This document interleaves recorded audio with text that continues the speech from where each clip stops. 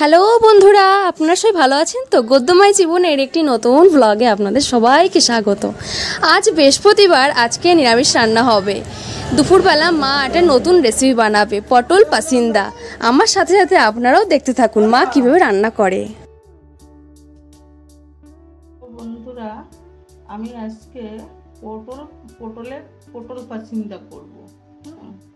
এই পটলগুলো আমি প্রথমে এইভাবে খোসা একটা একটা করে রেখে খোসা ছাড়িয়ে নিয়েছি। আমি তারপরে পটলটা আমি এইভাবেই কেটেছি আমি পটলটা এইভাবে কেটেছি। আপনারা চাইলে পটলটা এই যেটা খোসা এইখান থেকে আপনারা ছিঁড়ে ছিঁড়ে নিতে পারেন, কিন্তু আমি এইভাবে নিয়েছি। আর আপনাদের যেটা ভালো লাগে সেটাই সেই সুবিধা মতো আপনারা করবেন। এই যে পটলটা ঠিক এইরকমই হবে, এইরকম আমি এখানে আমি পটল নিয়েছি 12টা মতো পটল নিয়েছি। আমি এখানে একটু লবণ মাখিয়ে নিচ্ছি। এবার একটু হলুদ দিয়ে দিচ্ছি। এইবার আমি এগুলো ভালো করে একটু মাখিয়ে নিচ্ছি, সুন্দর করে একটু মাখিয়ে নিচ্ছি পটলগুলো। প্রত্যেকটা পটলের গায়ে যাতে লবণটা আর হলুদটা লাগে সেইভাবে আমি একটু মাখিয়ে নিচ্ছি।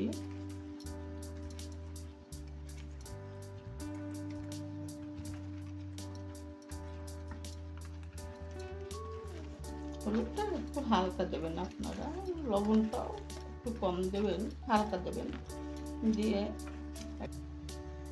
এবার আমি আঁচ ধরিয়ে নিলাম, নিয়ে আমি কড়াইটা বসিয়ে দিলাম।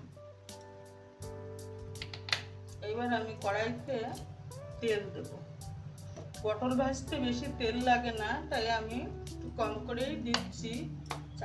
4 চামচ মতো তেল দিয়েছি। আমি এই সাদা তেলটা দিয়েই ভাজাটা করব। এবার আমি পটলটা এক এক করে ছেড়ে দিচ্ছি তেলের ভিতর।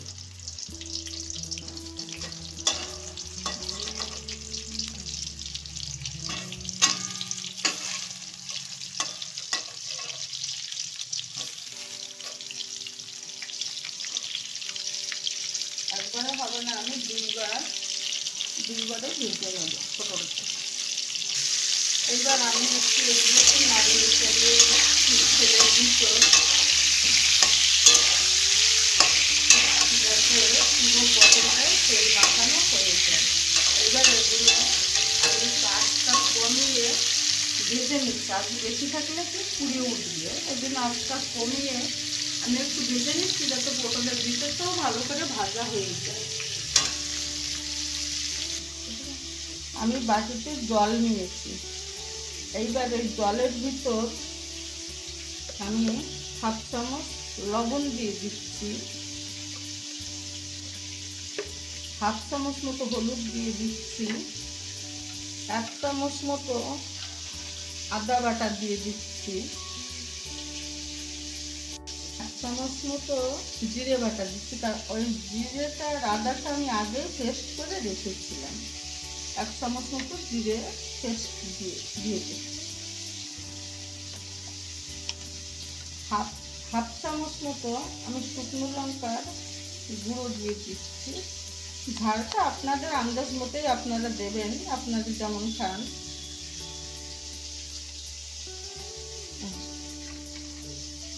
এইবার এটাকে আমি ভিজিয়ে রাখবো। ভিজিয়ে রাখলে কি হয়, মশলাটা ভালো মেশে, এবং আপনারা যখন নিরামিষ রান্না করবেন তখন মশলাটা ঠিক এইভাবেই একটু ভিজিয়ে নেবেন, তাহলে দেখবেন রান্নাটা ভালো হবে।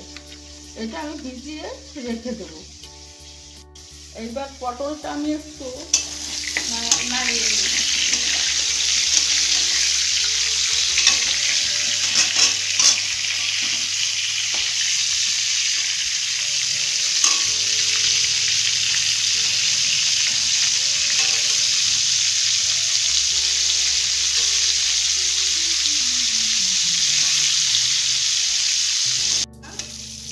এইভাবে একটু কম ভাজা রেখেছি, যেহেতু এটা পটল পাচ্ছিলটা হবে তো আমি ভাজাটা একটু কম রেখেছি।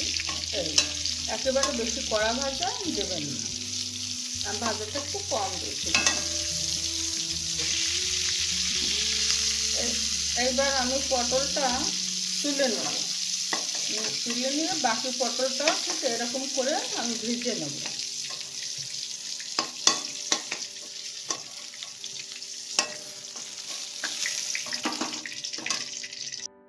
দেখুন পটলটা আমার ভাজা হয়ে গেছে। এবার কড়াইতে আমি একটু তেল দিয়ে দেবো, বেশি তেল লাগবে না।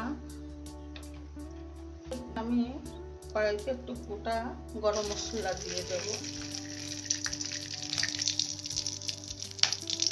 দুটো জিরে দিয়ে দিলাম। একটা টমেটো আমি কেটে রেখেছিলাম, সেই টমেটোটা আমি দিয়ে দিচ্ছি।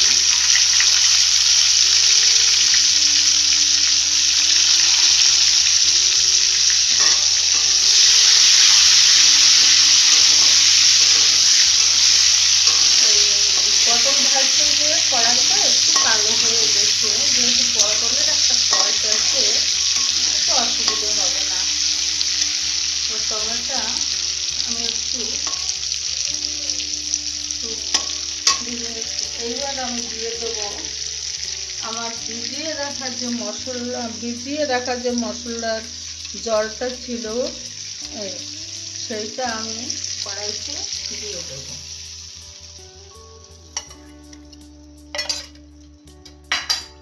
আমি এখানে 10-12টা মতো কাজু বাদাম বেটে নিয়েছি, সেটা আমি দিয়ে দিলাম।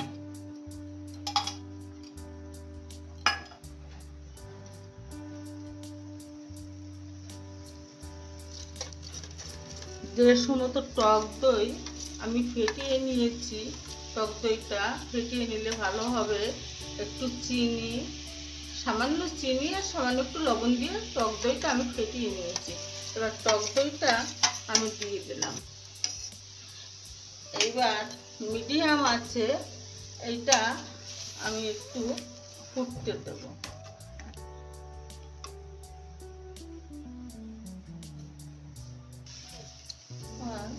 আমি 1/2 চামচ চিনি দিয়ে দিলাম একটু।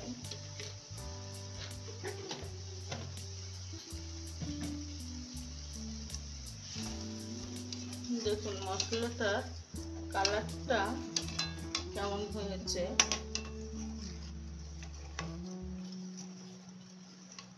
এবার এটা কিছু সময় ফুটে তেলটা ভেসে উঠবে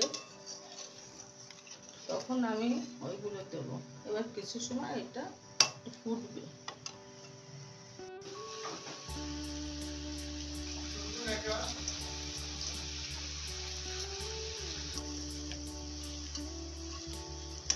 এবার দেখুন ফুটছে।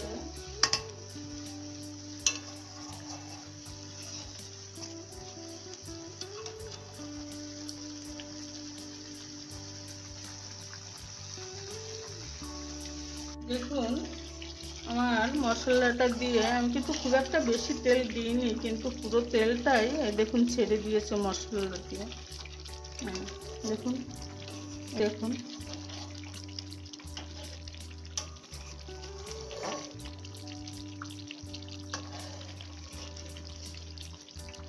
আমি এইবার এই পটলগুলো দিয়ে দিচ্ছি এর ভিতর।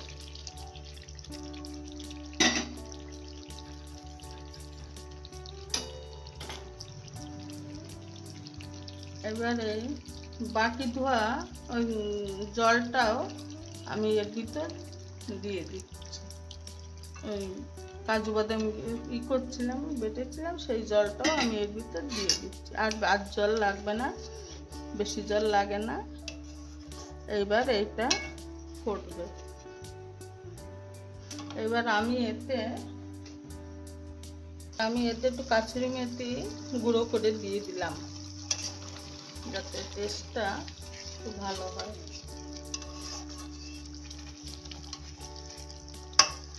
এবার এটা একটু কিছু সময় একটু ফুটবে। সম্পূর্ণ নিরামিষভাবে এই পটল পাছিন্দা করা হয়েছে। আপনারা চাইলে পেঁয়াজ রসুন দিয়েও করতে পারেন, কিন্তু আমি এটা বৃহস্পতিবার তো আমরা নিরামিষকে সম্পূর্ণ নিরামিষভাবে আমি করেছি এই পটল পাছিন্দা। আর আপনারা যদি চান তাহলে একটু দুধও এতে অ্যাড করতে পারেন, কিন্তু আমি দুধ দিইনি, আমি টক দইটা দিয়েছি। এইবার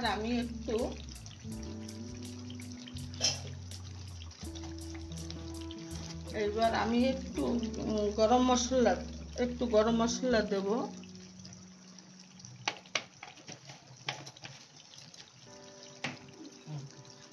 আমি গরম মশলা দিয়েছি, 1 চামচ ঘি দিয়ে দিচ্ছি। যেহেতু নিরামিষ তো তাই নিরামিষ তরকারিতে একটু ঘি দিলে স্বাদটা বেশি আসে, এই জন্য আমি 1 চামচ ঘি দিয়ে দিয়েছি।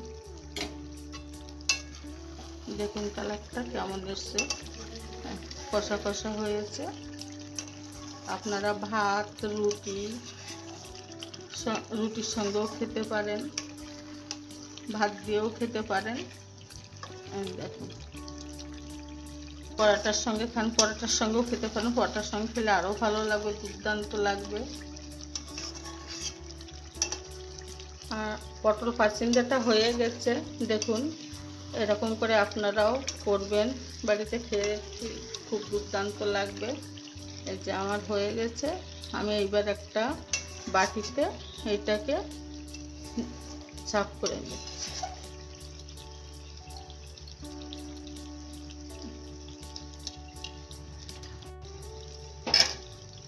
আপনাদের যদি ভালো লাগে, আপনারা যদি ফেসবুক থেকে দেখেন ফলো করবেন, আর যদি ইউটিউব থেকে দেখেন তাহলে একটা সাবস্ক্রাইব করবেন। ধন্যবাদ, ভালো থাকবেন, সুস্থ থাকবেন। দেখুন আমি এইটা করেছি, আমার রান্নার একটা বই আছে, সেই বই দেখেই আমি এই রান্নাটা করেছি।